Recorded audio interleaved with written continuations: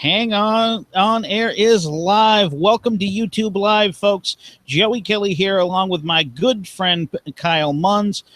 Believe it or not, we're a couple of gearheads. You'd never know that. From let's see, we met in a motorcycle group. We share pictures of cars. You'd never know that, right, Kyle? I agree. Yeah.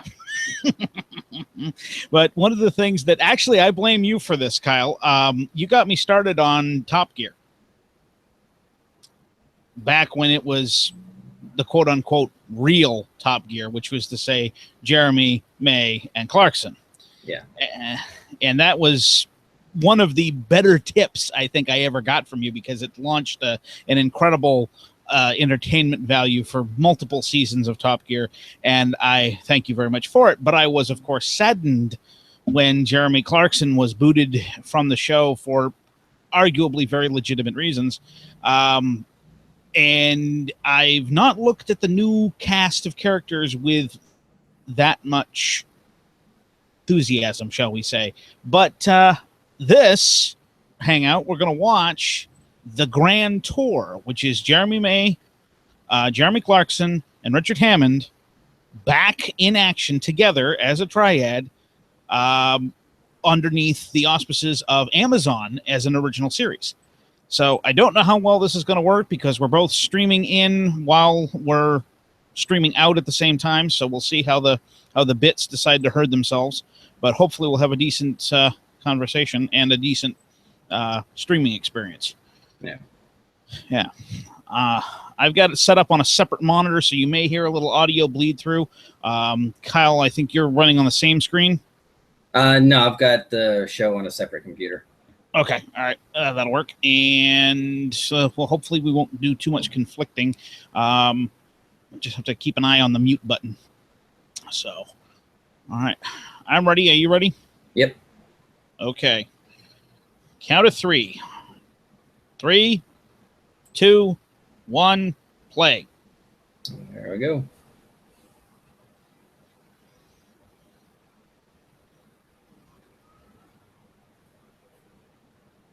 I honestly think this opening shot was designed to make London look depressing. The reports on Jalopnik is that they spent $3.2 million just on the opening sequence for the show. Well, I mean, and the production value shows it so far. Oh yeah, the word now. To be fair, Kyle's already watched this once. I've watched it, the first 5 minutes of it, and my first immediate impression after watching it was cinematic, very. Yeah, so big. One of the requirements from Amazon is that they had to shoot all of it in 4K. Which the especially Jeremy has said and Andy have said is a hassle, because that means they had to have a whole van of nerds come along to wrangle all that data, because 4K generates a ton of data. Every day, every minute, every hour that you're shooting.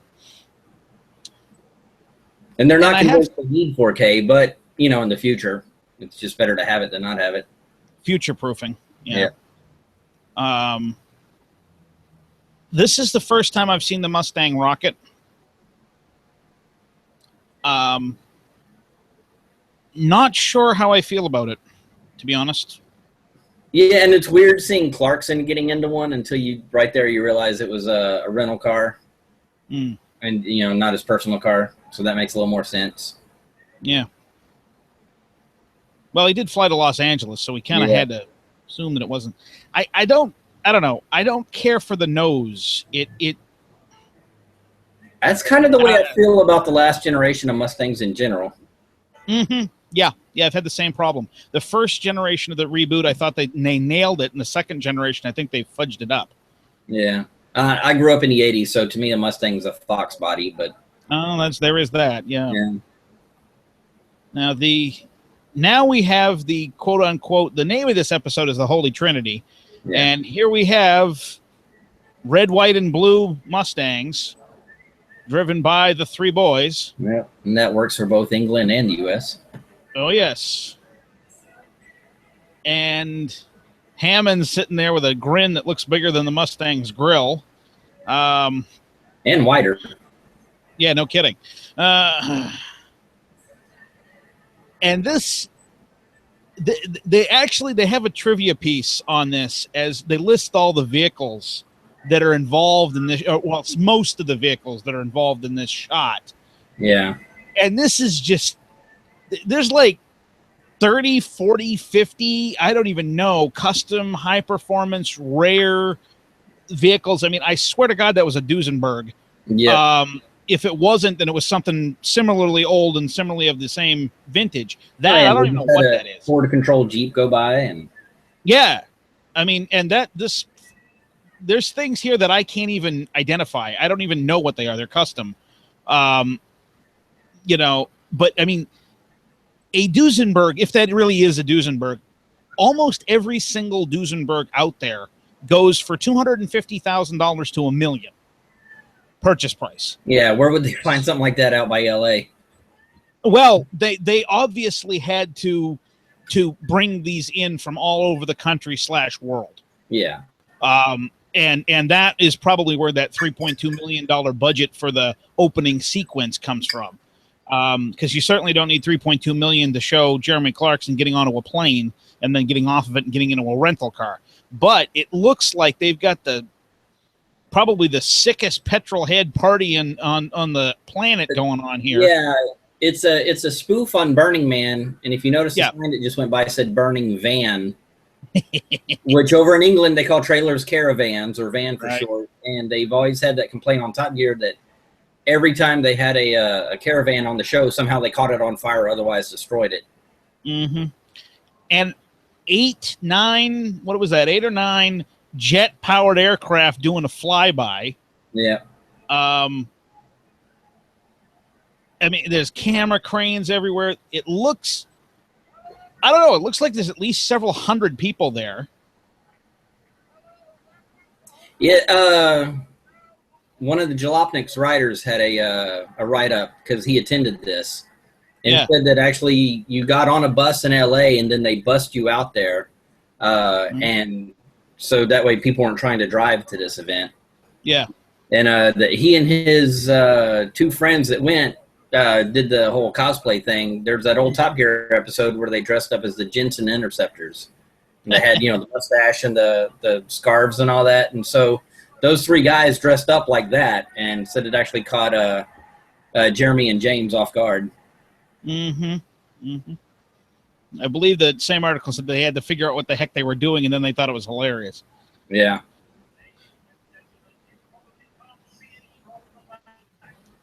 Oh, the first short joke. Yeah.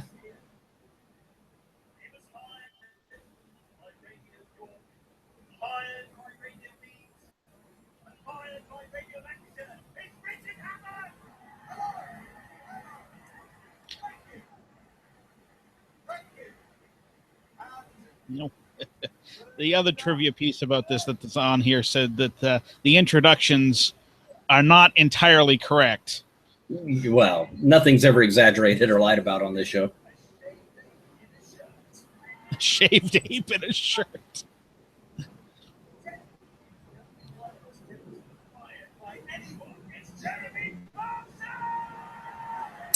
Yeah, they're right. Technically, he was never fired by the BBC. No, his contract was not renewed. Yeah, but he still did several other things for the BBC other than just Top Gear, so he's still an employee of BBC. Mm.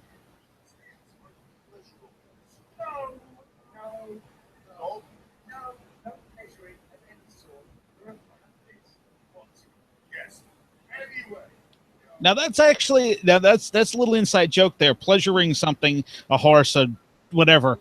That's the gloves are kind of off now because they're no longer on the BBC. They're no longer being censored.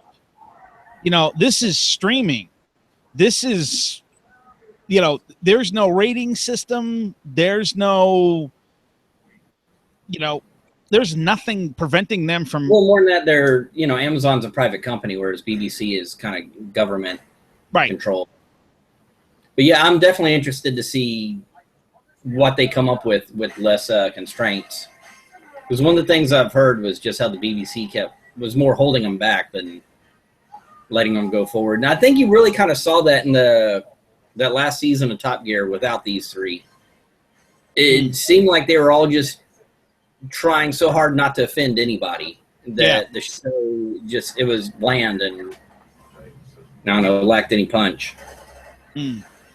Now, we're letting the montage of what's coming up next kind of roll by here without a lot of comment because it's a fast action thing. But speaking of which, the new cast of Top Gear, or let me rephrase that, the now no longer new cast because they're supposedly heading it now with Matt LeBlanc of Friends fame coming up from Which the I next liked series. him on the show.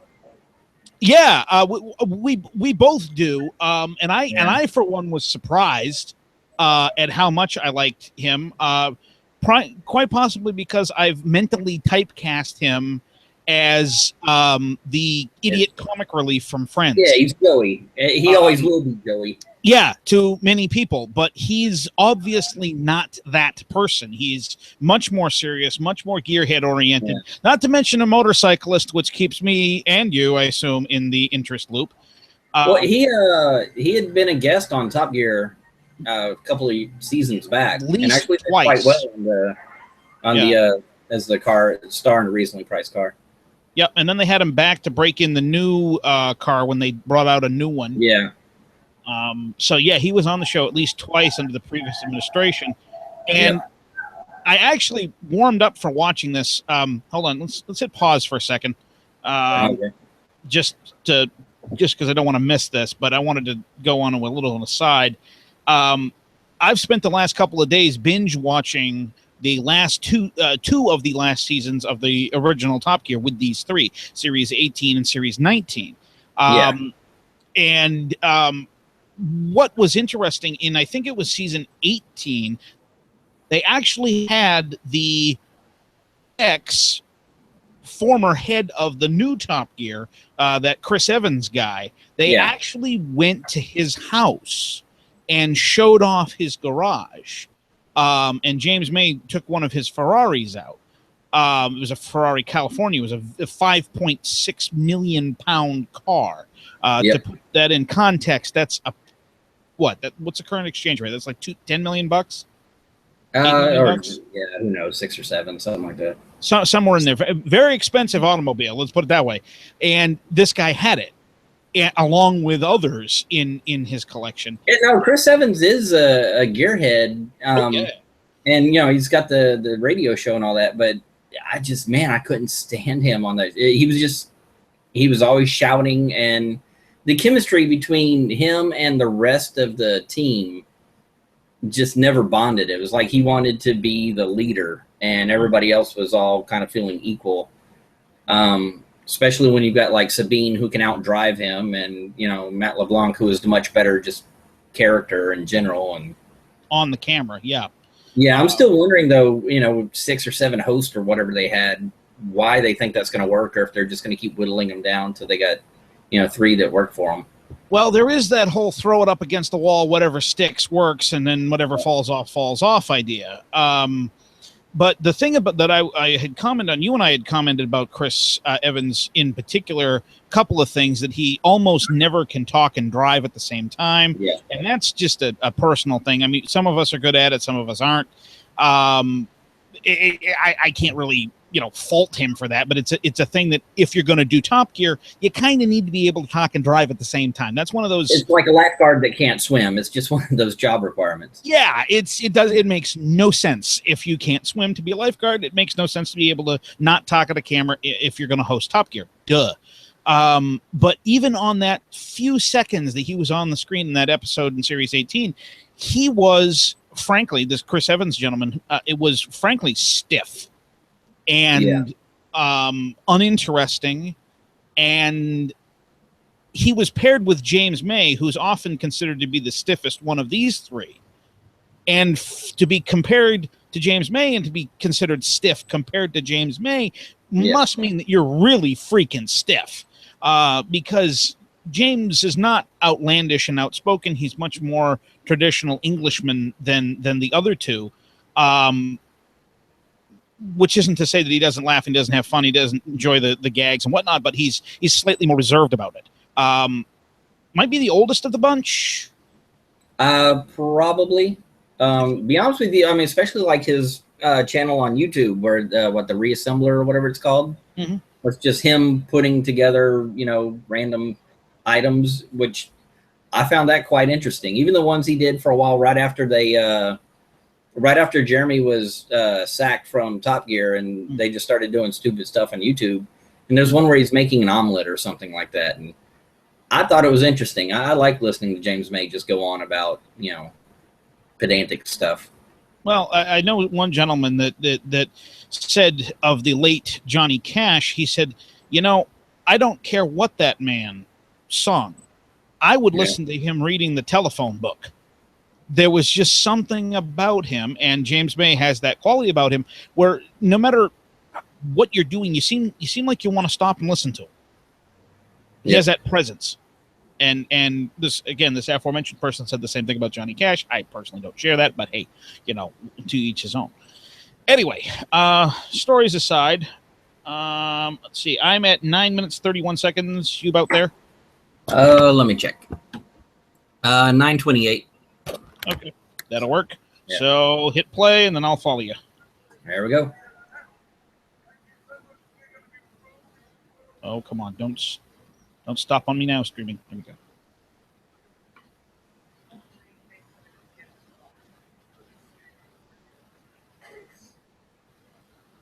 Is it playing for you? Yep. All right. Oh, somebody just shot the camera. Yeah.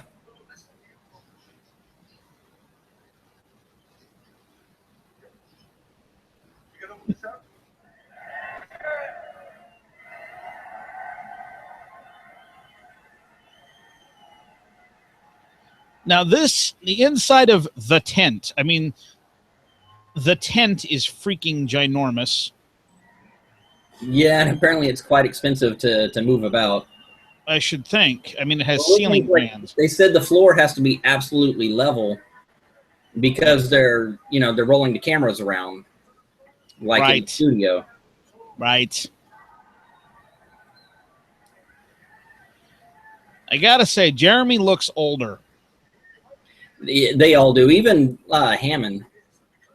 Like if you go back, what is it, 6-7 seasons ago on Top Gear, they all had long hair and looking weird. I don't know. Hammond's got the goatee now. I still swear he is somehow related to Dudley Moore.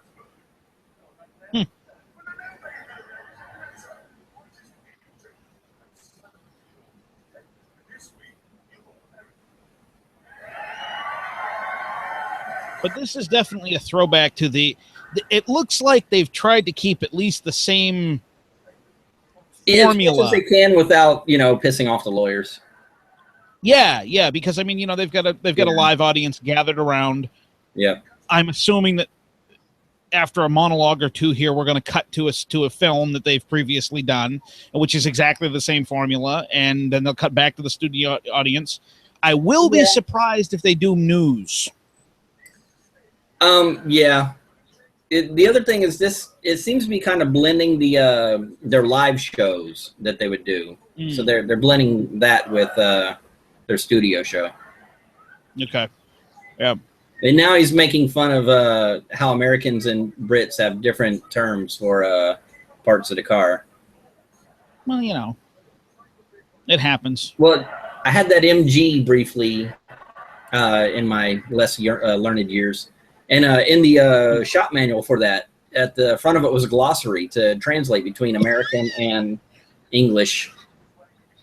English. Yeah, so things like spanner and bonnet and wing and, boot and all that. That would be wrench, hood, and trunk. Yep. And wings are fenders. I think the roof is called a lid. Yep.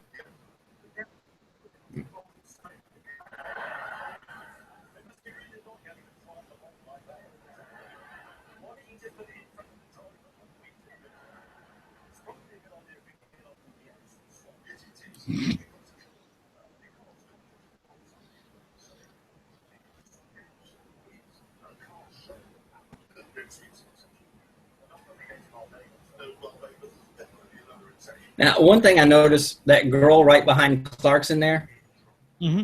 she smiles nonstop throughout the entire this whole segment. I don't think she closed her mouth once. Oh, a Prius, or pardon me, a Prius. Yeah, however you want to pronounce it.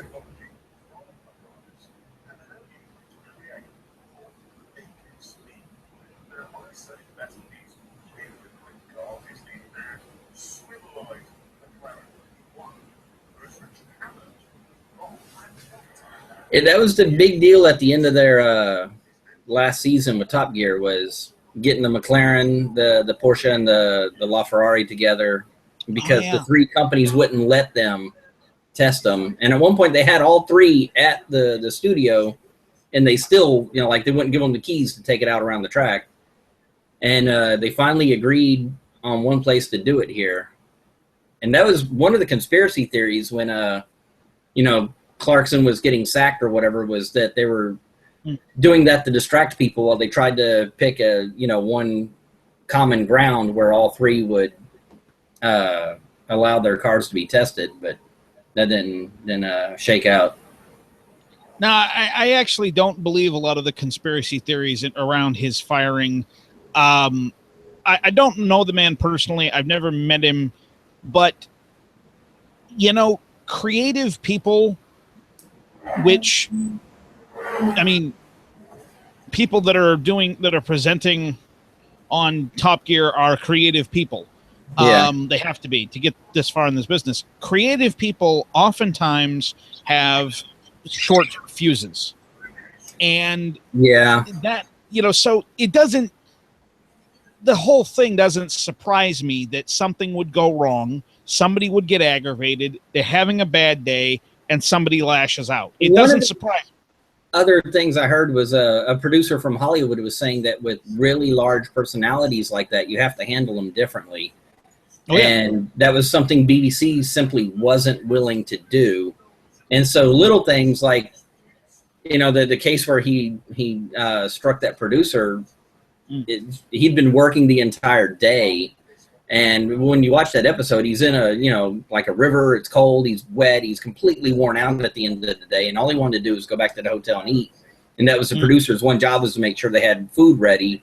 And then when he gets there, he's got like cheese and crackers and ham slices. And that's just when he finally exploded, because he was doing his job all day long and felt the other guy wasn't doing his. And I mean, that's a legitimate comment. If you've got, we've all seen this punching a guy. No, it doesn't. Although I'm curious what sort of Irishman didn't swing back, but maybe that's just a stereotype I have. I would say the one that doesn't want to get sued would be my guess. Yeah.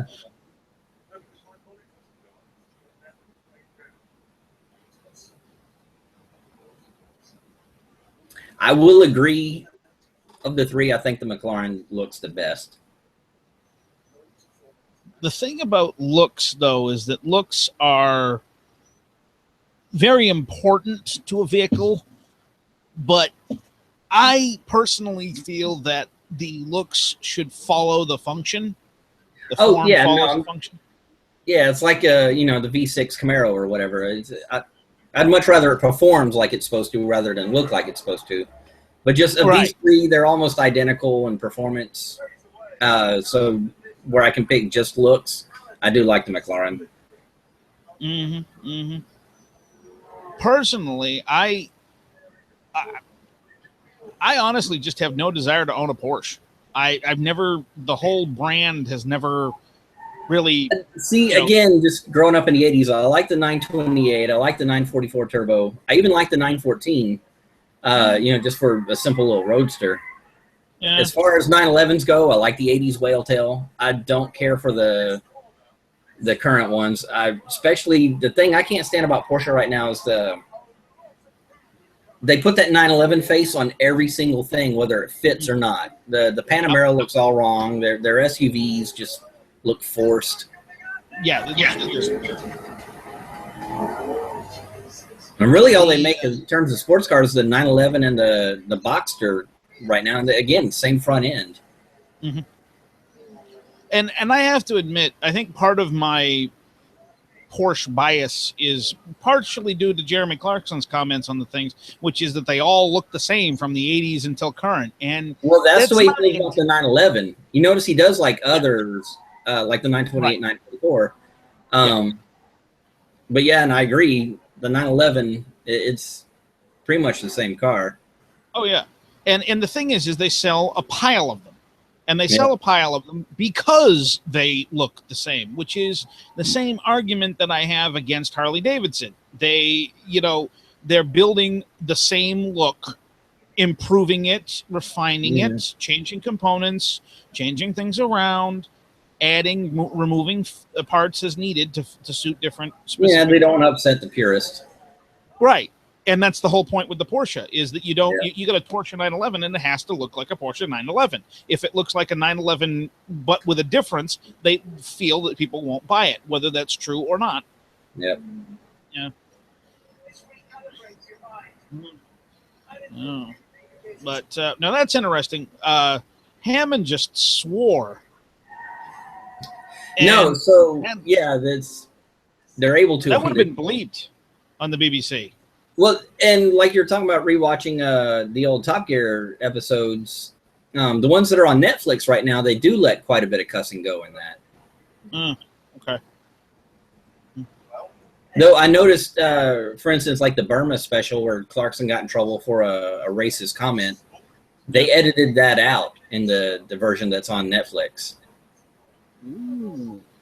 So they have been moderating it some.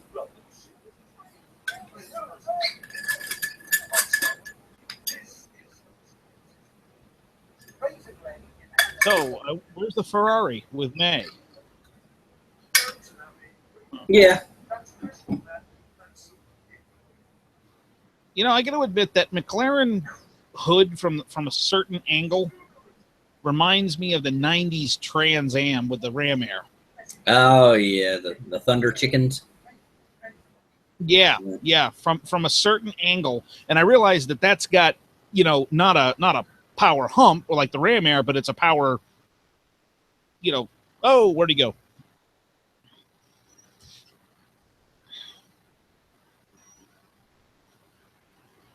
Where'd he go? Well, hi, I'm here hanging out by myself. There you go.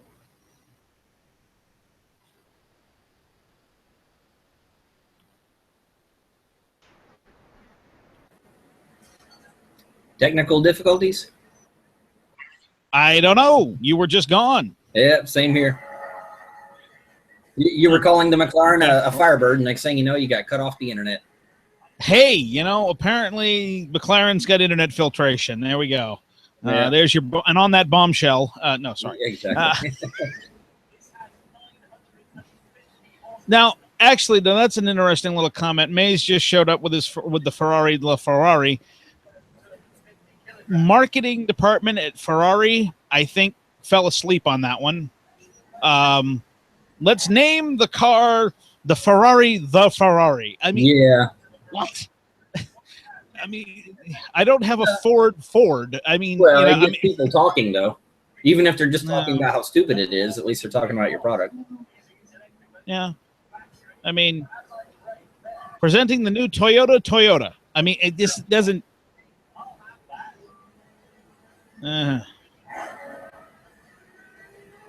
Now, personal opinion, your personal opinion, I'm asking. The hybrid sports car like this, what do you think? I like it, actually. I'm all for the using technology where it helps. Electric and gasoline power have their strengths, and they usually complement each other, whereas, an electric motor's got torque right off the line, but it's, kind of peters out with the range, whereas gas motor's got that. I mean, as long as they can integrate them like this, and you're seeing that with the NSX and several other cars now, I'm all for it, actually. I feel that it's a tiny bit of well, I guess it would be the ultimate kind of hot rodding in terms of these manufacturers are producing these cars partially, I assume, to get underneath emissions regulations because they are technically hybrids. Yeah, and overall And it brings their impact down. it overall reduces the impact. Yeah. But I mean, these are the same regulations that are promoting things like the Prius, whatever you want to pronounce it, and those are being done for fuel mileage. And nobody is going to tell you that one of these things is going to get significantly better fuel economy just because it has the electric motor in it. I mean, these are designed to be more fuel efficient. Yes. No, technically, they do. If for nothing else, they're more aerodynamic than your average car. There you go. I think Clarkson said the McLaren gets average of 34 miles to the gallon, which, I mean, depending on how you drive it. Well, there's that. I mean, you know, I can get 8 miles to the gallon out of a car that normally gets 25. I mean, it depends on if you want to run around in first gear uphill with your foot on the floor, or if you want to drive like a normal sane person. But I mean, you're not getting 34 miles to the gallon going around a racetrack like this. I mean, this is on a track day.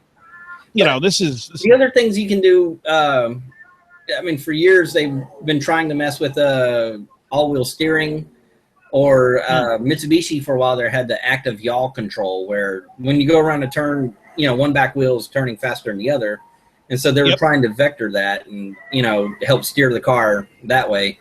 It's much easier with this hybrid setup. You can just put electric motors directly on some wheels and have the gas go into others, and or boost the opposite wheel with the electric while leaving the gas running only the other wheel, rather than just dragging a brake, which is robbing power. Instead, you're adding power. Right. Although both have their advantages in situations. Although if you're going to apply brake and then you get into an emergency situation, you may not like that. But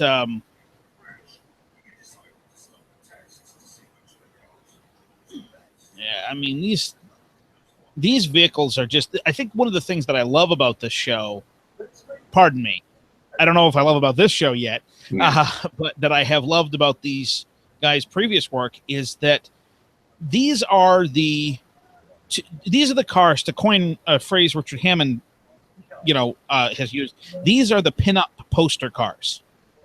These are the cars that the 10-year-old, the 12-year-old, us, when we were that age, we had these kind of cars on the poster on the wall. I would argue we had better cars. I still think the Countach and the Testarossa look better than these. These perform way better. Yeah. I mean, these are more refined, obviously, but I mean that Pagani Roadster, for crying out loud, that Hammond has been such a fan of, that thing just looks sick. I mean, there is just no. You look at that, you just go, that goes fast. Yeah. There is nothing else that it does. It just goes fast, and that's easy to see. Now the Countach, or actually, I preferred the Diablo over the Countach myself. Yeah, that's more 90s.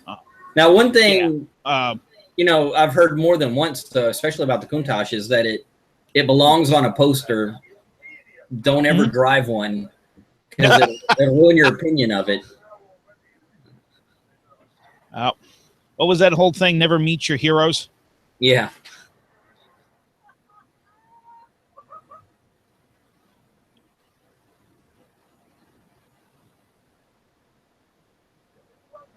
Oh, good. There's our first frowny face from Richard. Yeah.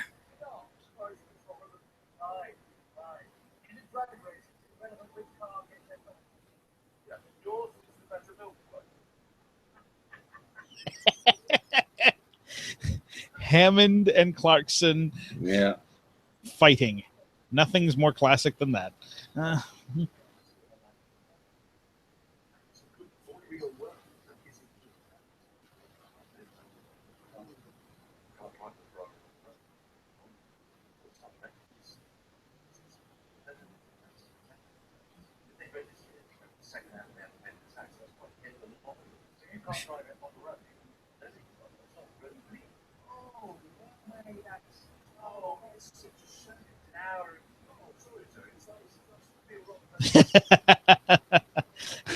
Oh, you can't tell me that wasn't scripted, that they didn't know that the Ferrari was not road legal. Oh, Come on. Yeah, no, well, a lot of their show is overly scripted. Now, one thing here, they got a LaFerrari directly from Ferrari rather than just using, a private owner's. And one of the rumors I had heard, previously when they were trying to get these three cars together is, they know rich people. They're bound to know three people that have these cars. Why couldn't they just get them? And one of the rumors is that, nobody can just walk in and buy a LaFerrari. You had to be invited to get one. You had to be approved to own it. And that if you used it in a manner, not approved by Ferrari, they would never sell you another car. And so that was one of the rumors going around, is that Ferrari had told all the owners, don't give them one. Well, now that's, okay, let's be brutally honest. These guys have a reputation for being brutally honest. Yeah. Not telling you good things about something that they don't have anything good to say about it. Exaggerating other things. One of the other aspects of the McLaren, I believe, was they did their testing and development at the Top Gear track. And so that's why the other two didn't want to run the three of them at that track, because the McLaren had been designed for it, basically.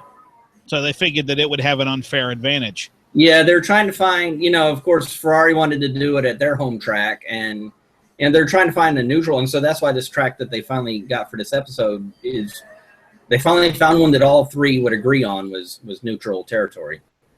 Mm-hmm. Yep. I have to admit, that's... Oh, there we go. You really need a trailer that big for one car? You do, for the entire support team that has to come with it, along with their living in there. And all the parts. Yeah. I suspect. So where was that track? Somewhere in Italy, Greece, somewhere? Oh. I missed it. Somewhere over there.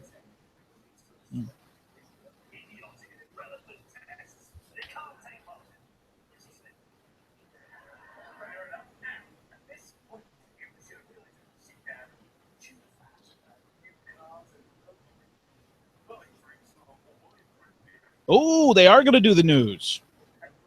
Yeah. Ish. They're going to bring it up.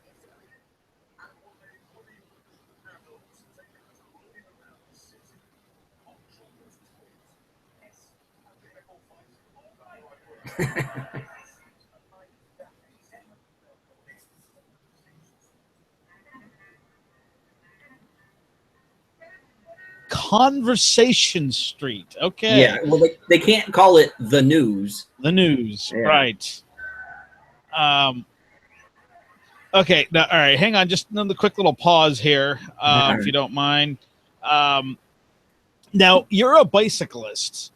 I own a bicycle and use it occasionally. And I use the word occasionally with the strongest meaning of occasionally. What... When you see them talking about bicycles or something like that, what does that do to you personally? I wouldn't say I'm a bicyclist to the point where that's all I have. I know several people that all they own is a bicycle, and they either use that or public transportation. They don't own a car. I'm in the same boat as you. I have a couple of bicycles. I use them occasionally. It's just it happens to be far more frequently than you do. I do like, going on there's several organized rides around the Houston area that range between 20 to 40 to 60 miles. I like riding in those. I ride by myself quite a bit. I expect Clarkson to trash bicycles, same as he trashes motorcycles, and he trashes Americans. It's just what I expect from him. So I don't take it personally. Yeah. Okay. Yeah. I've come to have a little bit more of a tolerance, for that sort of thing. Although one of the episodes that I recently watched here past couple days was the one where they went through Florida, buying the used cars and then selling and then giving them away in Louisiana. And there were several comments about American cars and whatnot. Yeah, especially in Alabama, which, to be quite honest, living closer to Alabama than you do, I saw nothing untrue about what they were saying there. You see, now that's one of those things where I have no way to gauge. He did make Clarkson, that is, made one interesting shot across the bow, which was when they rolled into New Orleans and they saw the damage still after Katrina. They said, well, we had kind of assumed that a year later that the richest country in the world would have done something about this. And I kind of went, oh, fair point. Ow. Well, okay, there's more to it than that. Of course. Well, for one, living on the Gulf Coast, we get hit by hurricanes too. In fact, right after Katrina, 1 month later, Rita hit. And it hit my hometown, which is right on the border between Texas and Louisiana. It was a bigger storm. The difference is New Orleans is built in a bowl protected by levees, and it's the levees that failed that flooded New Orleans, not the storm itself. Right. And Hurricane Rita got very little coverage. Katrina was still being talked about nationally years later. And it was one of those things where we were just kind of tired of hearing about Katrina. Florida gets smashed by hurricanes all the time, and they just kind of move on. Yeah. The other thing, though, Clarkson made that comment about, trying to shame us for not helping New Orleans. And the original plan was to buy the car in Florida, drive it across America, sell it on the other end, and see if you could sell it for the same amount. And the argument was that would be cheaper than renting a car. When they got to New Orleans, they saw the devastation. They couldn't bring themselves to sell it. They contacted a charity so they could give the cars away. Mm-hmm. Clarkson's Camaro in that, when they described it to the charity, he was off by 1 year. I think it was a 91. He said it was a 92, something like that, right? I thought it was 89 and it was a 91. Yeah, so it was something minor. Anyhow, the couple that received that car ended up suing him for, misrepresenting it. And at that point, Clarkson understood why the rest of America hadn't sprung out to help rebuild New Orleans. My mom's side of the family is from Louisiana. Growing up right on the border, there's rivalry between Texas and Louisiana. Louisiana does have quite a bit of government corruption. I'm pretty sure that all the money that was set aside to build the levees around New Orleans did not go into the levees. I'd be surprised if half made it into the levees and the rest went into pockets. So it's a cultural difference, I guess. I'm sure I'm going to get crap from Louisianians, but right to no. Yeah. It's an interesting commentary because, as you say, you're an awful lot closer to that than I am, and I have no real ability to provide the reference. But it was one of those comments, like I say, about the whole thing of, oh, geez, you would have thought the richest country in the world, blah blah blah. Yeah. It was one of those things where it's interesting sometimes, not the reality, which is something you're cluing me in on, but the perception, which. One of the reasons why I like to watch the BBC World Service News is that when you're looking on the outside of a problem, looking back into it, sometimes your perspective is a little more clear than it would otherwise be. And that, I wondered if that might have been one of those comments too. So we'll see. Who knows? Anyway, shall we continue? Sure. All right. Putting this out on Facebook for anybody that wants to watch this. Watch us live. Gripping conversations. They have picked a screenshot of your head to be the thumbnail for the video. Oh, great. So, congratulations. All right. All right, I'm at 3132. What are you at? 3136. Okay, so hang on just 3 seconds. You click start first. And okay, go for it. There we are.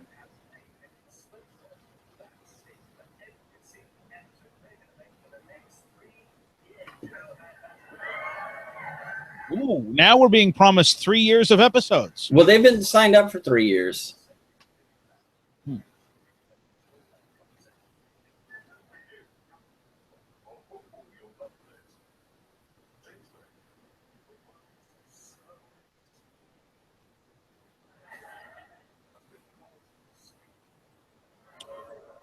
James May got a speeding ticket? Yep.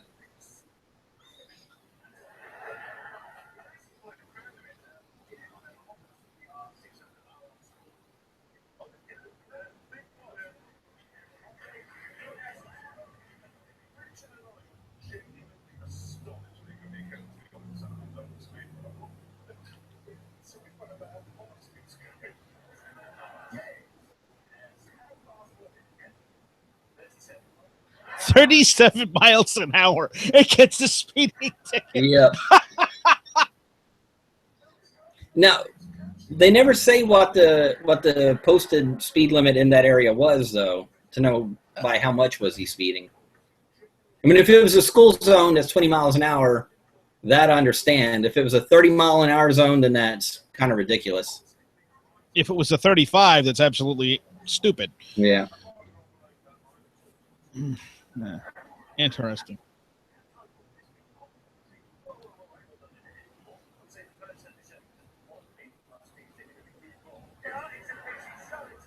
Now, I've never gotten a speeding ticket or even pulled over in the motorcycle.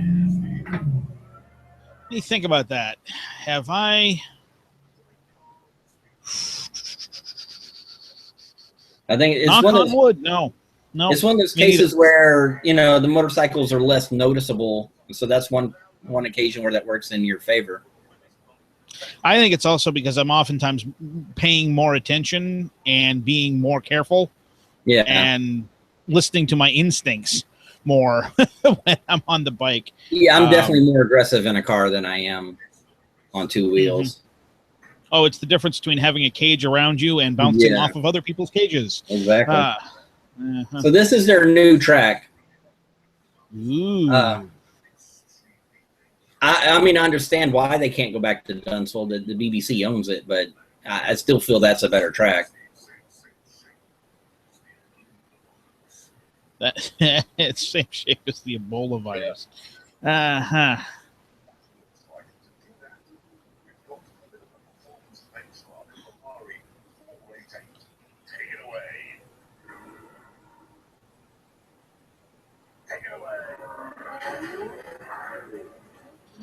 Now, I wonder, did Amazon purchase the track or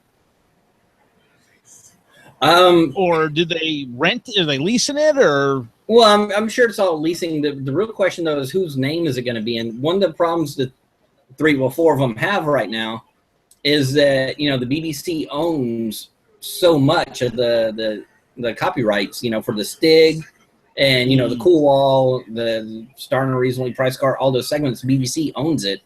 And so I'm curious if their contract with Amazon, how much ownership they kept of it, if they're just, you know, giving it to Amazon for distribution or what.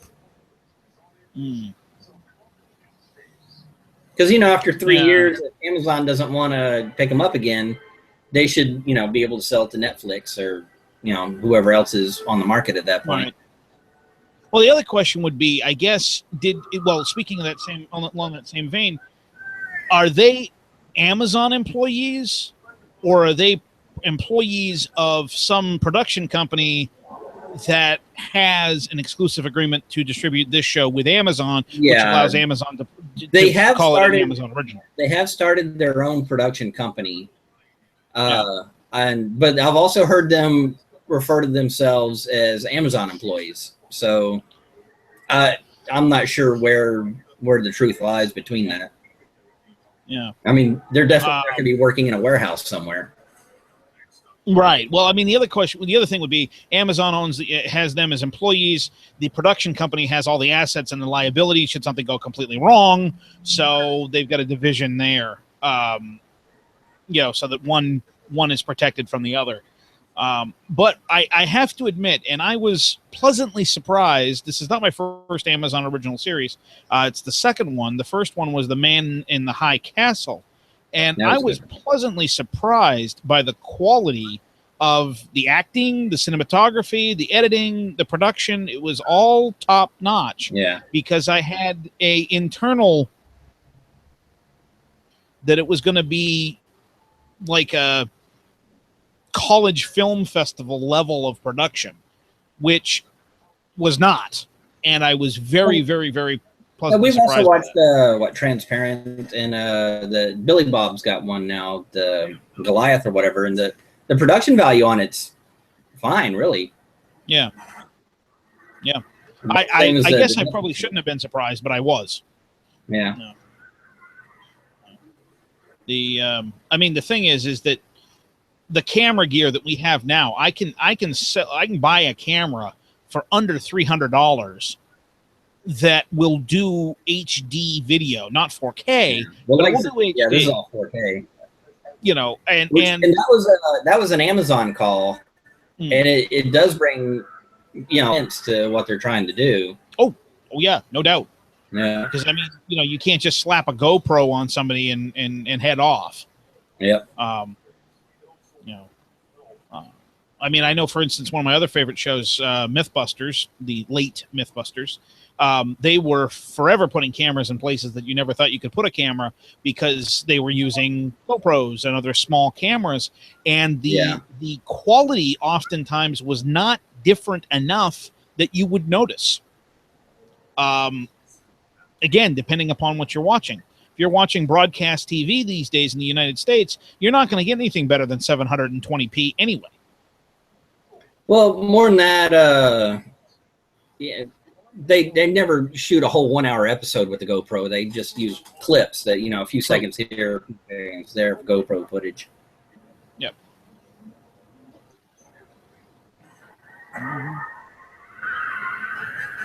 I wonder, do you think it's easier for them to continue to have this show in Europe, specifically England, because they've got better access to a wider range of manufacturers of vehicles?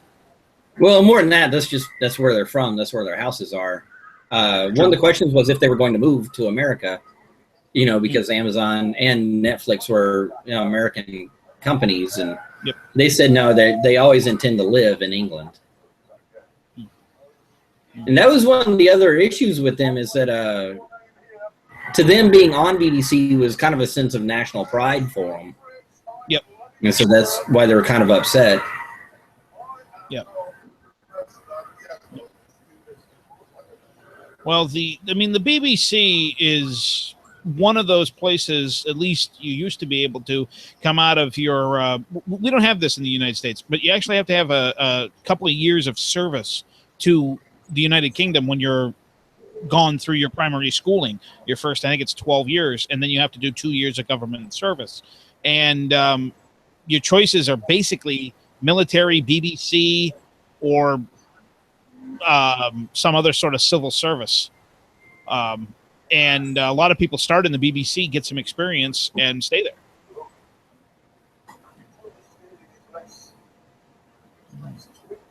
Yeah, back to the episode. He's testing the BMW M2, which is now more like what the M3 was back in the 90s. It reminds me of what the M3 used to be. Yeah. Because, the M3 is bigger now than it used to be, and so now the M2 comes in and is more or less taking over that slot. Yeah. Sporty. I have to admit, I wonder how long the front engine rear wheel drive style is going to be continue to be produced. I'm kind of pessimistic about that. That at some point the non-practical automobile is going to be so incredibly expensive that no one can afford it. Yeah, I don't know. None of my cars have been front-wheel drive. They've always been rear-wheel drive or all-wheel drive. Which one could argue that the DSMs technically are front-wheel drive with a 90-degree gear going out to the back, but so I just straight-up front-wheel drive cars just don't really work for me. Well, the thing is that down in your neck of the woods, you're in Houston, Texas. I'm up here in the Bangor, Maine area. We have a very different things that are demanded of us up here compared to you. Yeah, we have no snow.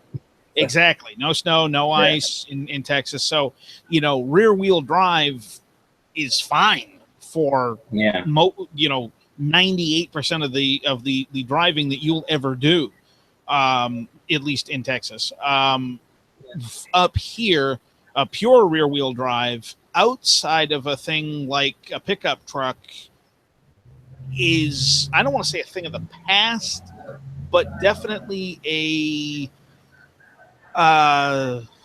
it's becoming more and more rare. Let's put it that way. Yeah. And I think all-wheel drive is a very acceptable alternative. And they're announcing their new racing driver. Ah, yes. Yes. Amazon insisted they have an American for this, so they've got a next NASCAR driver. Ooh. Which I'm wondering why they couldn't get Ben Collins. I don't know if they tried or not, and it just didn't work out, but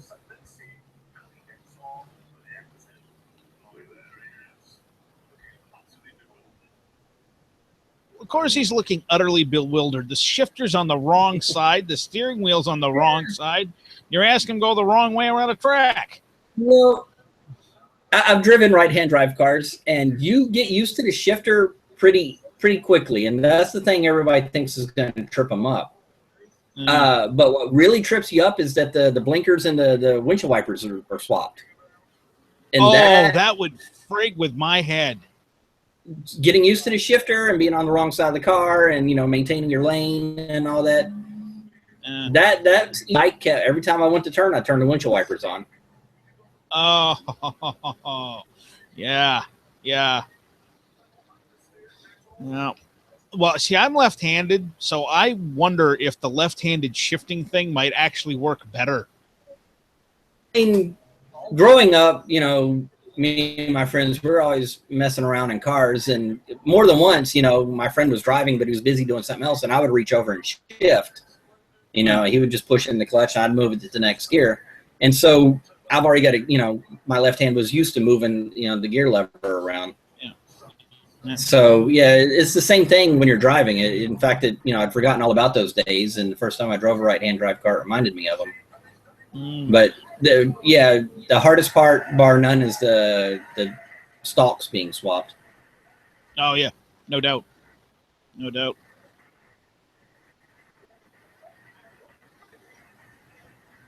Yeah, speaking of that, it was interesting. My father and mother both have relatively new production vehicles from the same manufacturer, and the controls are backwards.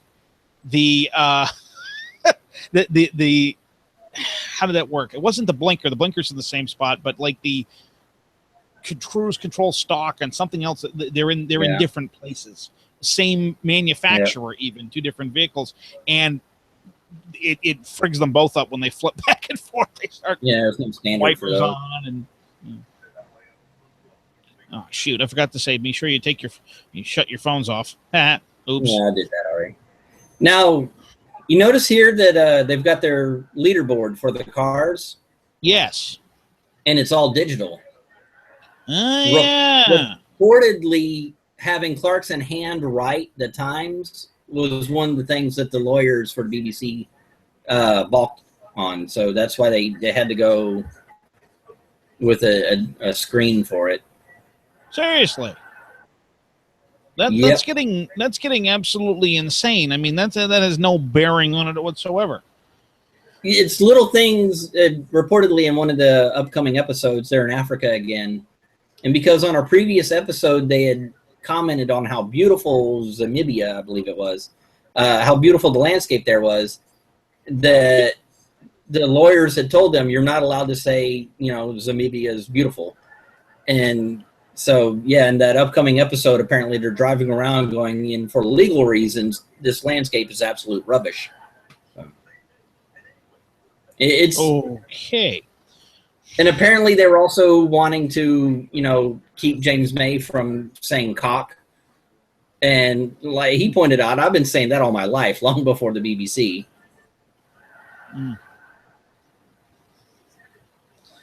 So, a celebrity brain brain crash. Yes.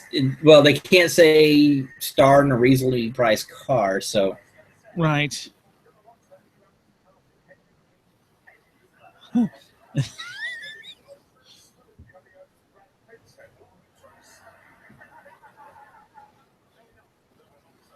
No. We're not saying that. We're not saying anything. I'm not saying anything possibly that could be construed as being wrong.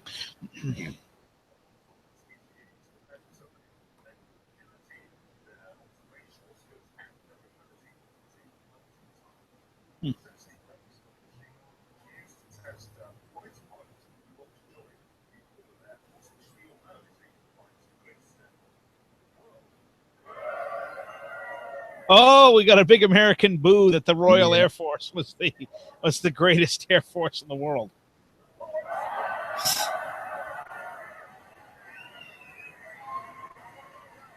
Why didn't you just walk into a Subway and ask them for something they only have at Quiznos? Yeah.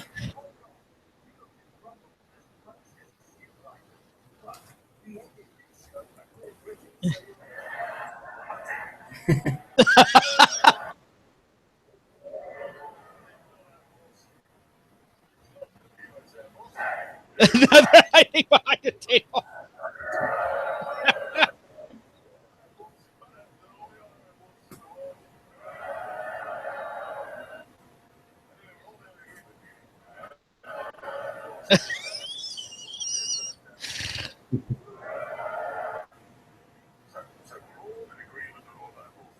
Quite good.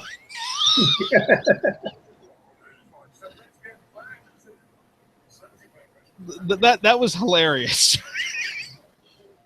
Like I said, they're blending a little bit of their live shows that they used to do with the on-air show. Gotcha. So with little skits like that. Gotcha.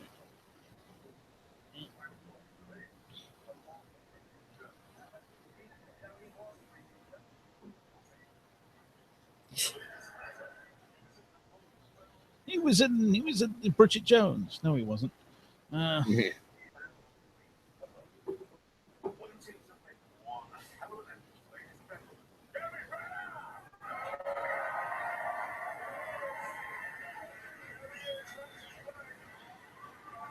Oh, here he goes. Yeah, Hawkeye.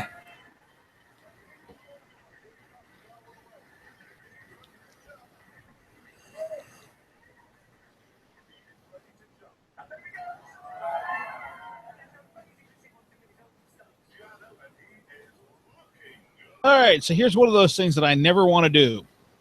Jump out of a perfectly good working airplane. I've done it. I know a lot of people have. They say it's amazing fun and whatnot. I just don't. I would rather fly the plane than jump out of it. Well, when they pile, that didn't work out. When you go skydiving, they pile all of you in this tiny little plane, and I've got claustrophobia, so I was actually happy to get out of it.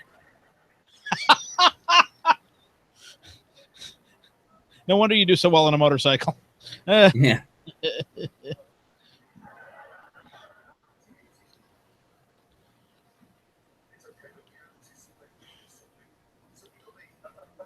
We got a backup guest ready. Yeah. Really?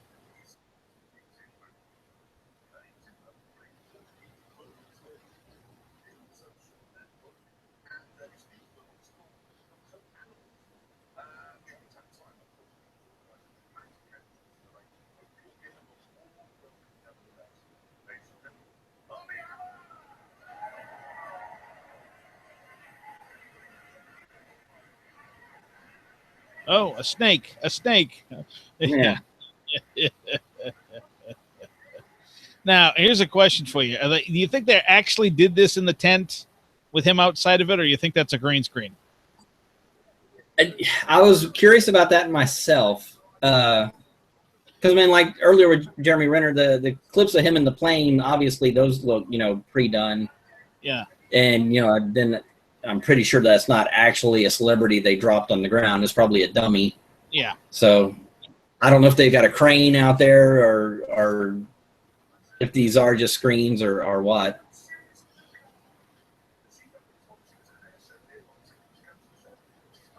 Who we got that's famous in the audience?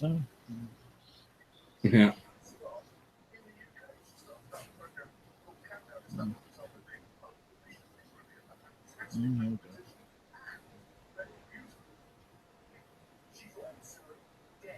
Goodness gracious. Yeah.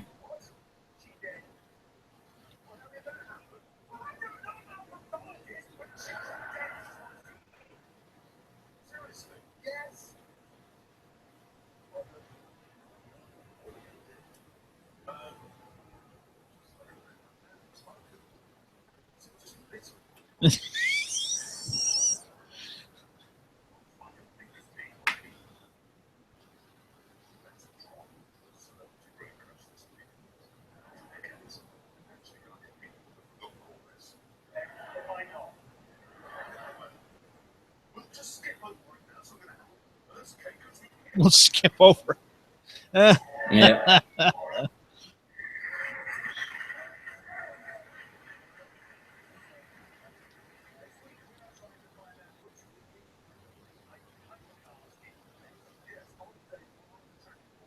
Track in Portugal. Okay.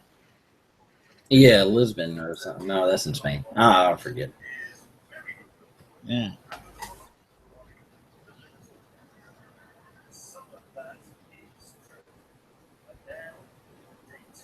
Day 2.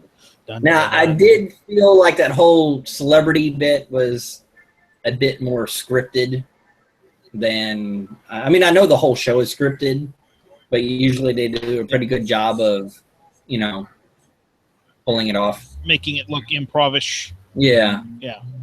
But, well, I mean, you don't get, 3 fairly well-known celebrities in one room at the same time without, Yeah. having had it scripted and, whatnot. So, I feel the same way about reality TV. Yeah. It's not reality. It's scripted. Yep.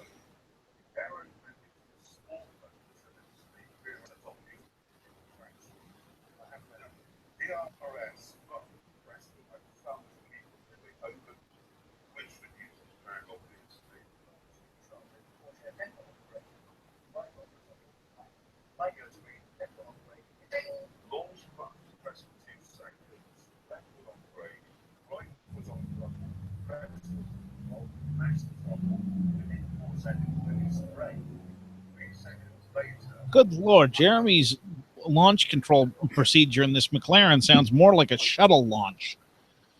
They do that. This is a shtick they've done more than once, though. With the BMW M6 and half a dozen other cars, he's always going on about how complicated it is to get the launch control turned on. I wonder if it really is as bad as he makes it out to be. Yeah, they exaggerate quite a bit on this show. Can't imagine someone exaggerating for entertainment value. I have never seen anyone exaggerate anything on television in the entire history of the world.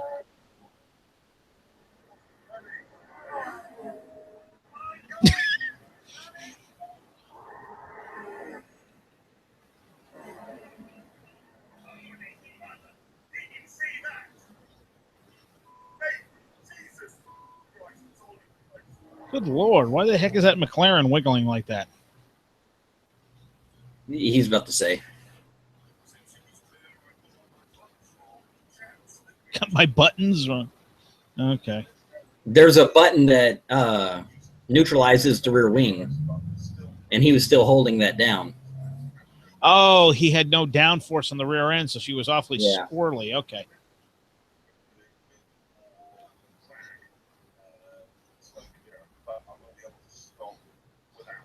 Yeah.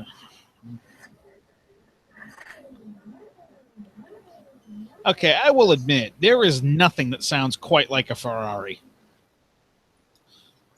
Yeah. No. You've heard a proper Ferrari, I mean, you know what they sound like, and it'll never be mistaken for another automobile.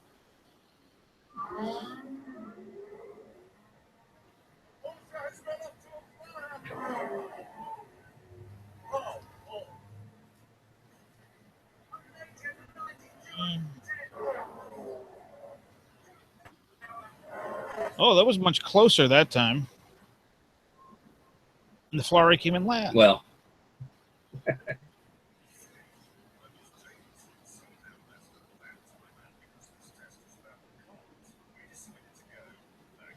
oh, like I'm sure that took a lot of convincing for them to want to race 3 cars like this really fast again.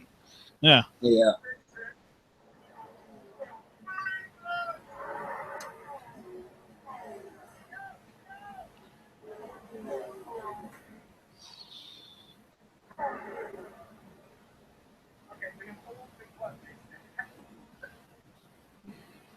Now, they've always said from the very beginning of their new Top Gear when they redid it years ago, the whole reason they had to have a racing driver is because they couldn't set consistent lap times, and so they true. weren't capable of comparing cars. Yeah. And I remember they made the comment at the time that they could not find, or was it after the fact, that they could not find a racing driver that was good on camera. So that was the genesis of the non-speaking character. Yeah, the faceless, yeah.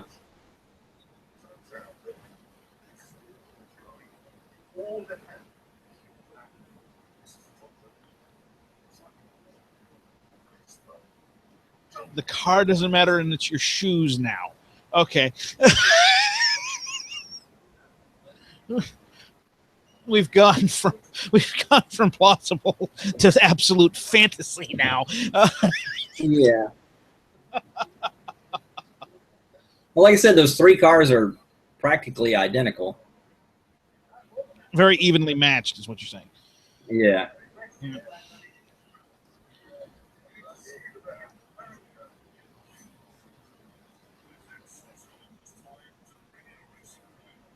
I mean, as long as these guys have driven in as many things as they've driven, I mean, they've got experience driving vehicles. Obviously, they all 3 do. Yeah, but, they just don't have the consistency. Right, which is an entire another skill level over and above, which is to be able to go out there and turn. You know, I'm sure either one of us could go out on a track we'd never been on before and turn a hot lap, but it would be 1 out of 10. You know, and then the rest of them would all be horrible. You know. Yeah. But but that one, you'd be like, oh, that's the one I want people to remember. Yeah, well. Yeah.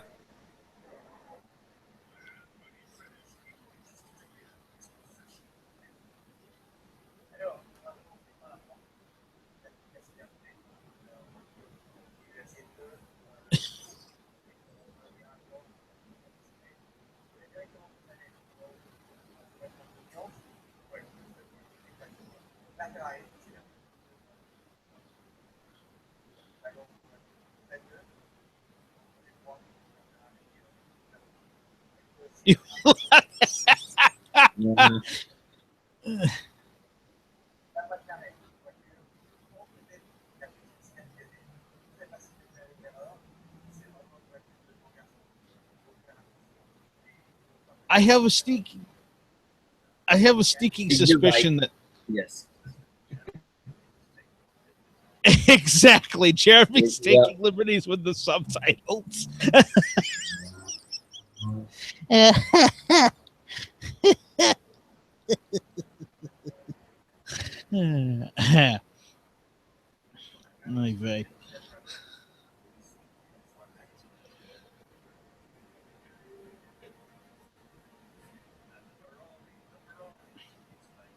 That thing looks like a jet aircraft. Yeah.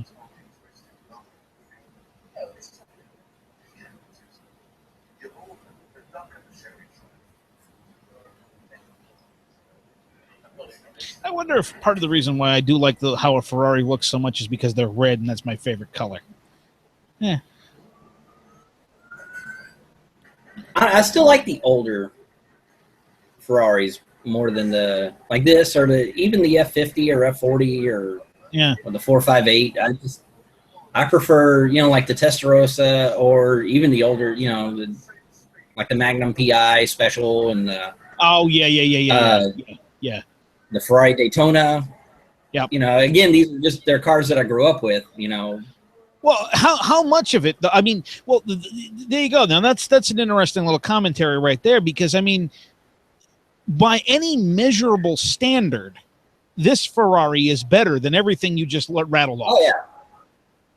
You know, yeah, performance-wise, yes. Yes, but when it comes down to nostalgia, appearance, and what someone likes and what someone doesn't like, those are all just things that you can't argue.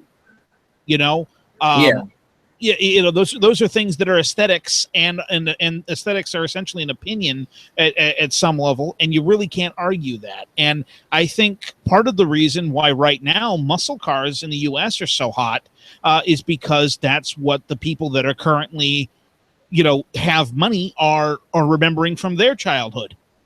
Yeah. You know, and I think it'll be the same way when we're, you know, 20 years older. We're going to be looking back at 90s stuff that, you know, geez, I remember when I was in high school, we had, you know, this, that, or the other thing, and the guy down the block had one of those, or I always wanted one of these, or blah, blah, blah, blah, blah, blah. Yep.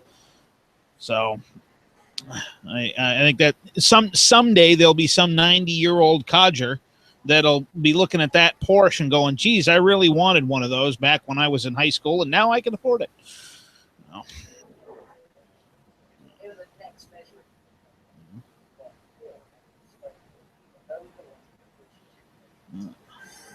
But no, I see what you're saying about how all of these are very evenly matched. I mean, they're very similar. They've all got large wings. They're all very low to the ground. They're all very long and lean and obviously aerodynamically tuned. Yeah, and they're all hybrids. The big difference being the Porsche is all-wheel drive. You think that actually helps on a track like this? Yeah, I've had 3-4 all-wheel drive cars now. Launching off the line, it definitely helps. There's just no comparison there. Once you're up to speed, though, it's extra weight you're hauling around. It's extra mechanical bits that need to be turned. When you dive into a turn, the all-wheel drive has a tendency to understeer just because of its weight. But once it grabs, it pulls out of the turn a lot differently than a rear-wheel drive car. I did have an all-wheel drive. But in this case, sorry, go ahead. Well, with the Porsche, it's not. I don't believe it's mechanical all-wheel drive. I think it's the electric motors that are running the front, so it's more, you know, dynamic.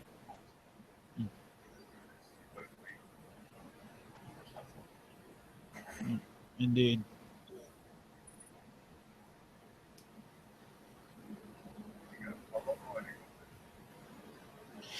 Remember very famously here, I think it was season 18 Top Gear,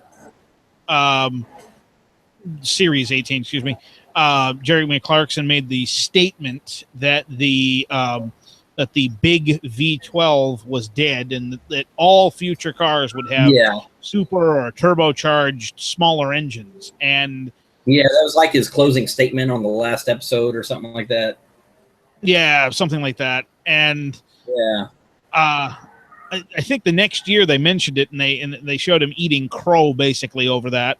But to be honest, I understand where his logic was coming from. You know, looking at like the Tesla Model S, you can still get performance without the V12. No doubt.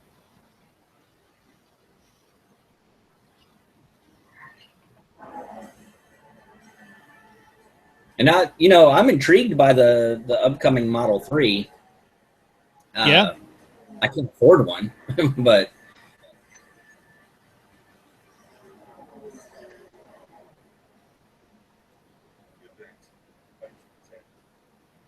with that, back to the tent. Nice. Yeah. Not back to the studio, back to the tent.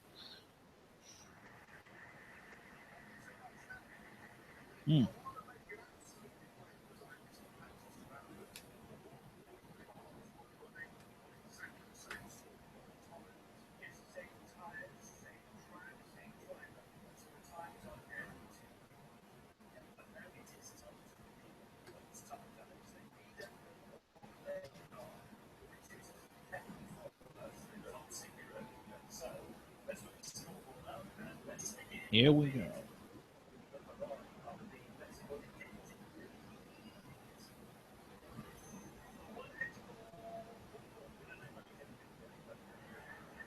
It's properly quick. That's what it is. So Clarkson just made the bet that if the McLaren's not fastest, then he will let them knock his house down. But if you recall on Top Gear, he had made the bet that he would legally change his name to Jennifer. No. And they don't bring that up at all in this episode. So I'm wondering if that's, again, one of those legal issues. Yeah.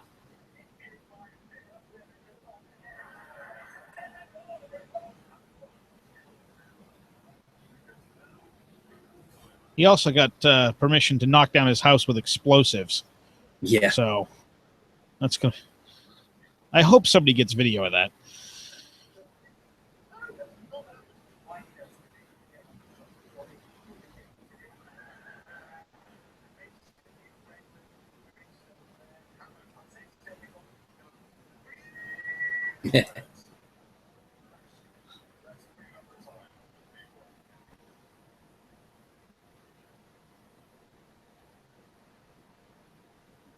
Oh! He's going to have to knock his house down.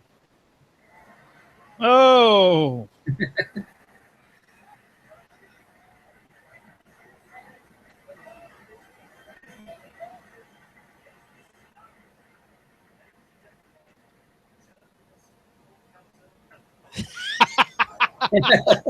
Journalist, broadcaster, and homeless man. Yes, that's hilarious. See, even right there when he's making that just sounding journalist, I thought he was going to say Jennifer. Yeah.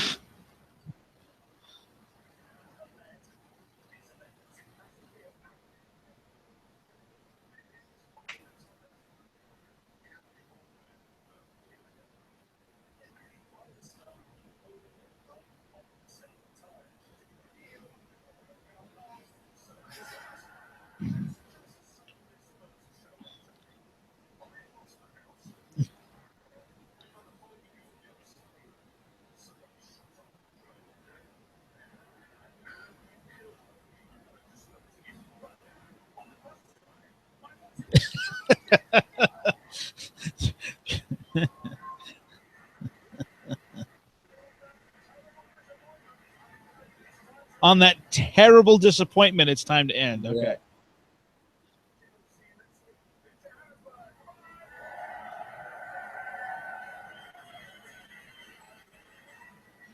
Huh.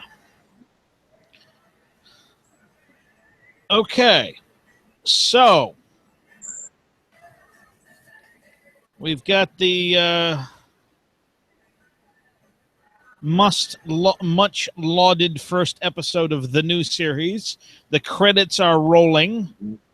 Actually, that's one of the things that surprised me. The credits are very, well, W. Chump and Sons Limited of London. Yep. Who the heck is it? That must be those guys. Yeah, that's just what they decided to call it. Huh. Okay, so the streaming is done. The show has been played. Your second time through, my first time through. I'm probably going to watch it again simply because, you know, I'm that kind of guy, and Yep. it's somewhat distracting to watch it with someone and be conscious of what you're saying and try to keep talking throughout the thing. What did you think? I like it overall. It's definitely the three of them, and that's what you're watching for. The same reservations that I brought up earlier. I thought the whole celebrity bit was a little overly scripted, but more than that, their tame racing driver. You notice they had Mike Skinner to do their Ebola track, but then they had a different driver when it came time to do the three. And, really, you want it to be Ben Collins doing both. And even though the last couple of seasons of Top Gear, they've had a new Stig or possible multiple Stigs since Ben Collins wrote his book. But still, to me, he is the Stig. And I think that's I don't know why they couldn't get him, but I wish they would have. I wonder if he would not do it. I know there's still some animosity between him and Jeremy, or there was. Because Jeremy was legitimately upset when Ben Collins wrote his book. And, you know, I kind of was a little bit too. I already thought Ben Collins was already my number one guess for who actually was the Stig. But having it be a mystery and then having it be confirmed are two different things. I mean, it takes away some of the, I don't know, kind of the character, the superhero faceless character that he had. The mystique. That said, especially after reading his book, I understand completely why he did it. He was the fourth presenter of the show, but he wasn't making near the money that these three were, because these three could, you know, they could write books, they could, you know, do interviews, they could do other talk shows. Right. And they could proudly proclaim, and I am the presenter of blah, blah, blah. Yeah, they could use their celebrity and their success on Top Gear to further their own, you know, careers and riches, whereas Ben Collins couldn't, because one, his likeness as the Stig was owned by the BBC.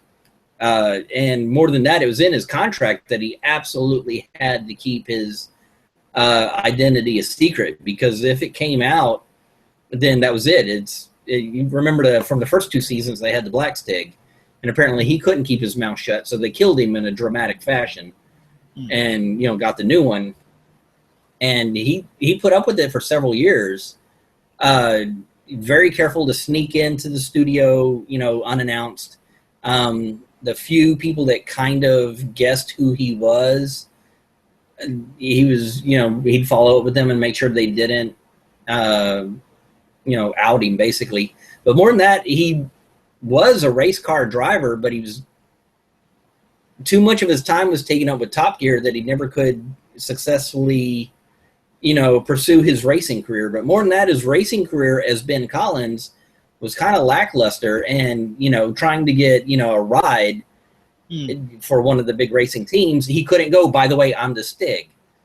You know, so by the way, when I'm not on the track, I'm on the track. You've just never seen my face, you know. Yeah, exactly. So he was getting the short end of that stick, and so I understand, you know, little things like he needs to save up enough money to, you know, provide for his family, that kind of thing. So I understand why he did it. And Jeremy being betrayed by the act, I think, is very, you know, Jeremy centric. Whereas Hammond and May were a little more understanding of it. So anyhow, I don't know if that animosity between them has lifted any, or if it was just Ben Collins had already felt like he'd done that before and didn't want to do it again. I do like that they've got, you know, with the Mike Skinner, he's, you know, talking to the camera, he's interacting. I do kind of like that. But his whole, you know, if it's not an American rear-wheel drive V8, then it's communist and it's crap. That's going to get old pretty quick if that's all he ever talks about, episode after episode. Well, he has a point. I mean, you know, pretty much anything that isn't is crap. No, I'm kidding. Every car I've ever owned has been 4 cylinders and Japanese. So yeah, well, ironically, I talked to I had an all-wheel drive SUV that I bought very used, and ran it for a little over a year, and then retired. It was a Hyundai Santa Fe, and it had some issues, but it wasn't inherent to the automobile. It was inherent to this particular one, and how it had been maintained.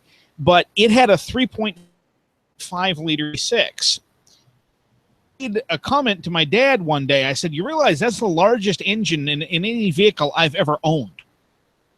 And he looked at me like I was absolutely bat crap crazy, because by the time he was at that point, I was 30 something. He'd had, oh, good Lord, he'd had a couple of muscle cars, and he'd had, you know, various things over the years that had V8s in them. And I've never owned anything larger than a 6-cylinder. And I've never owned anything larger than that 3.5 liter V6. And it was kind of a culture shock thing to him.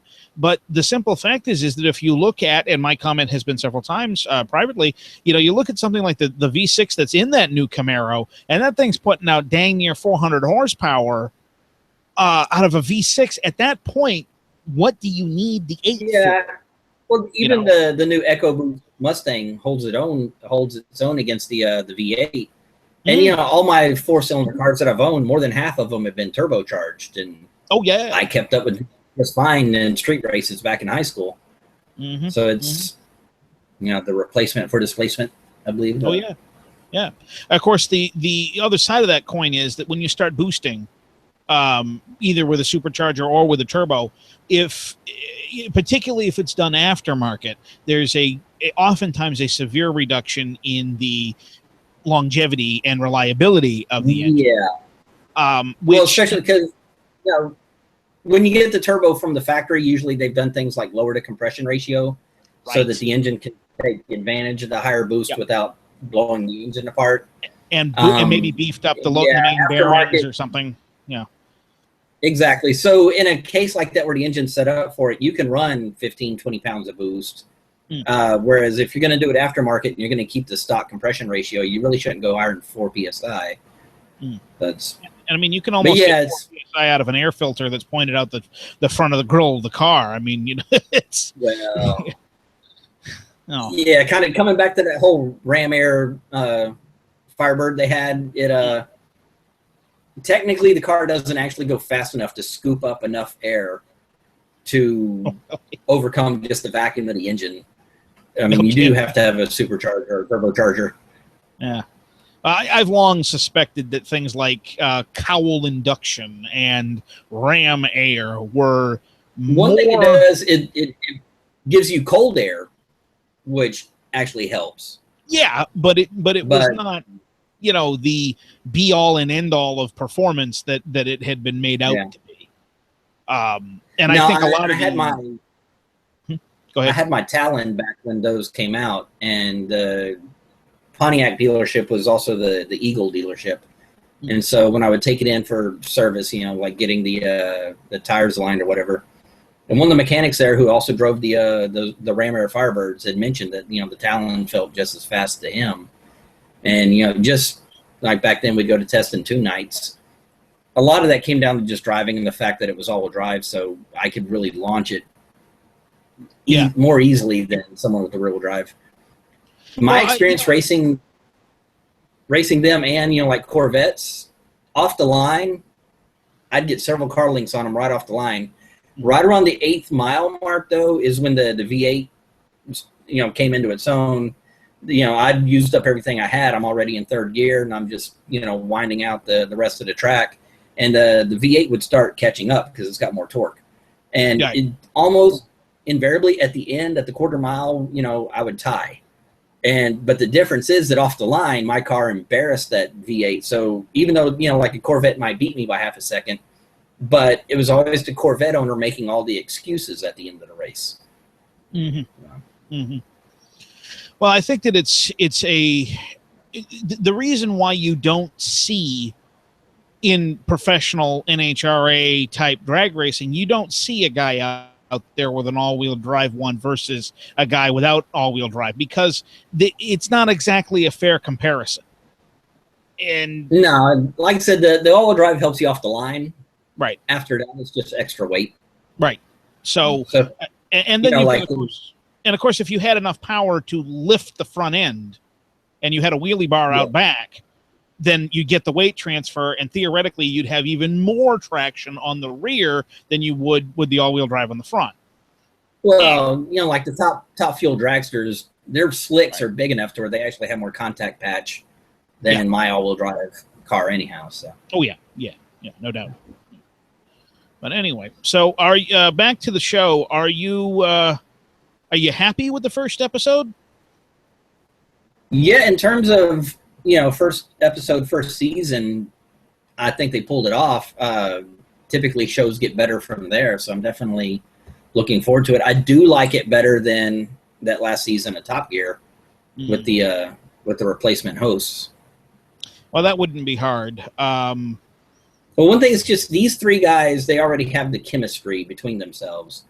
Oh, yeah. Whereas the new Top Gear, their 6, 7, 8 hosts, however many they had, just had no chemistry at all. I mean, especially between LeBlanc and Evans, that it was almost adversarial. Yeah. Yeah. You could almost see it in one of the camera would be whatever wide shot, and one of them would be talking, the other one would be in the background, and it almost looked like they were trying not to say something, you know, to disparage the other person because it wasn't in the script. I thought, you know, that U.S. Top Gear was actually better than that last British Top Gear. Ooh, that's just in terms, ouch. Just in terms of the chemistry of the presenters, especially the first season of the U.S. Top Gear, they just every episode was a ripoff of one of the British episodes. You know, yeah. So I felt like I'd already seen all this before, and that was one of my complaints with the new Top Gear was. Like even their challenges, it didn't matter who won or who lost. I mean, there was just, you didn't care. Whereas, you know, with these three, whenever they do a challenge, I mean, you get caught up in the excitement with them. You know, whether one got left behind or, you know, it's neck and neck between two, or they're sabotaging each other. It's just, you just feel more involved. You care more about who wins or who doesn't. Well, I think it's analogous to why so many other TV shows and movies and whatnot both have and haven't worked. For instance, there was another great British series called Life on Mars that I watched, and if you haven't seen it, I recommend it. But it was a sci-fi and it was a bit of a cop show. It's kind of an unusual mash. But they brought it to the U.S. It aired on ABC for a season, and it was almost literally a line-by-line rip of the English version. And the English version worked because of the chemistry between the two lead actors. And the American one bombed for the exact same reason. There was no chemistry between the lead actors. And I've seen that so many times in movies and TV shows where the lead actors, either they work well together and it makes it so much better, or they crash and burn and it destroys the rest of the story. And I think that's one of the reasons why Top Gear works. It's not about the news. It's not about putting famous people in a cheap car. It's not about having a certain person being a tamed racing driver. It's about the camaraderie that you feel between those three guys. And without that, I felt it lost something immeasurably. And I think, by the way, also, I don't know if you've noticed this, but they don't air the on Netflix or Amazon or anything else the first, I think it was 3 or 2 seasons of Top Gear where Richard Hammond is not on the show. They don't re-release those. Yeah. No, and I've got them. And their first seasons it was much lower rent production, no budget. And, you know, they're still trying to figure out what they were going to do. Yep. And so, I mean, I've seen them. Those aren't really ones I go back and watch. To me, though, my favorite season or series was their 10th series, the one with the Africa special with Oliver and all that. To me, that was just kind of the pinnacle for me. Yep. I think that there were isolated episodes or even two-parters that were just insanely good. But I mean, overall, there is a point in a TV show or series of movies that you have, to an extent, run out of ideas. And I don't think they ran out of ideas, but you start going, well, we did that last year. They're starting to. Yeah. Yeah. Well, we did that last year, and well, we could do it again. Well, no, we can't do it again because people have Netflix and they're going to go back and watch it because we already did that. So you have to keep coming up with new and different things. And I think that they were starting to kind of lose their momentum on that front. But I mean, after, let's see, that production team had what? Was it 20 series? No, 19 series of that show, I think. Because I think they brought Hammond in on it a while. They brought Hammond in on, I think it was series 2, excuse me. For anybody that's watching this, in the U.S. we call it a TV series. In the UK we call in the US we call it a season. In the UK they call it a series. It's same thing but different.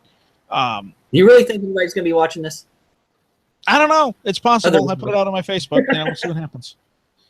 Life starts and ends at my Facebook. Just ask me. I'm the defender of the internet. But anyway, heck. In the meantime, I got to return a couple of phone calls. And as usual, Kyle, it was great to talk to you. Great to see you. And I'm looking forward to next week when we'll see what the second episode looks like. Yeah. Especially with just the spoiler they had at the beginning. I'm definitely looking forward to the rest of the season. Oh, yeah. Yeah, it looks like they definitely seem to have tried to capture the flavor of the old show. And that's, I think, what we were all hoping for. So, yep. Yeah. So, all right, dude. We will chat soon. And anybody that is watching, thanks for watching. Have a good one. All right, see you later. Bye.